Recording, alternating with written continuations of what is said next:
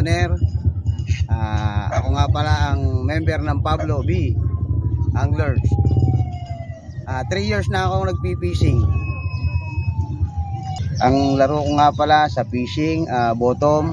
Ang lagi namin nahuhuli, mga lapu-lapu, tsaka agot.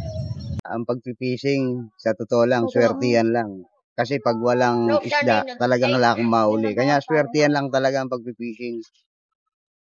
Yung bang skills, mga ilang porsyento yun? Hindi mo masasabi kung walang porsyento ang skill.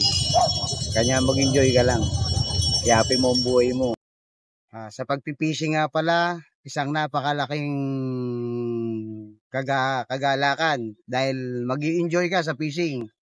Marirelax, matatanggal ang stress mo sa sarili mo. Pag nag-fishing ka, sigurado mag-i-enjoy ka. Ano may papayo mo sa papasok sa fishing? Basta't kayo, pagpasok nyo sa pag-fishing, focus nyo lang ang sarili nyo. Mag-i-enjoy kayo. Salamat.